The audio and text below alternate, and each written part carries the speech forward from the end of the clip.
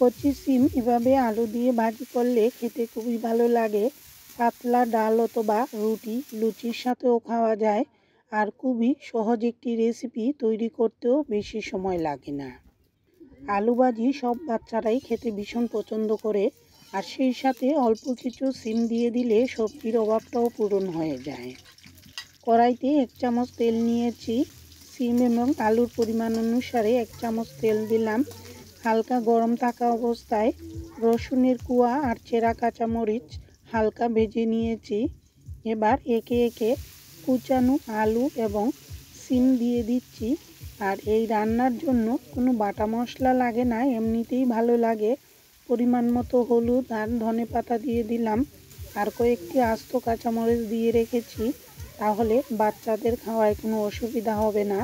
বাচ্চাদেরকে মাঝে মধ্যে সবজি খাওয়ানোর জন্য ঝালের পরিমাণ একটু কম করে দিলেই ভালো হয়। 1-1.5 মিনিট নেড়েচেড়ে নিয়ে অল্প করে জল দিলাম, আর আবারও নেড়েচেড়ে দিয়ে এবার মিডিয়াম আঁচেই ঢেকে রাখছি। এই সবজি খুব তাড়াতাড়ি রান্না হয়ে যায়। একটু জল দিলে আলুটা সহজে সেদ্ধ হয়, আর সিমের শক্ত ভাবটাও কমে আসে। মাত্র 2 মিনিটের মতোই ঢেকে রেখেছিলাম, যেহেতু আগুনটা একটু বেশি ছিল। 2 মিনিট পর ঢাকনাটি তুলে রেখেছি। এবার এভাবে চুলার আঁচটা বাড়ানো থাকা অবস্থায় একটু পরপর নেড়েচেড়ে দেব, তাহলে সবজির জল খুব তাড়াতাড়ি শুকিয়ে যাবে। 1-2 মিনিট পর পর তলার দিকে একটু নেড়েচেড়ে দেব, তাহলে কড়াইয়ের সাথে সহজে লেগে যাবে না। ইচ্ছে করলে একটু কড়া করেও ভেজে নিতে পারেন, আবার হালকা ভেজেও তুলে নিতে পারেন। কড়ার গায়ে হালকা লেগে লেগে আসলে একটু নেড়েচেড়ে দিতে হবে, তাহলে একদম ঝরঝরি হবে ভাজিটা।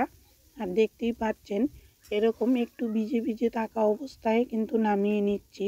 তবে নিজেদের পছন্দ মতোই ভাজিটি তৈরি করে নিতে পারেন।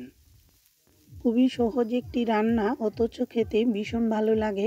মাঝে মধ্যে রুচি পাল্টাতে সিম আলাদা ভাজি না করে এভাবে আলু দিয়ে ভাজি করলে খেতে অসাধারণ লাগে। ডালের সাথেও ভালো লাগবে, আবার রুটি দিয়েও পরিবেশন করতে পারবেন।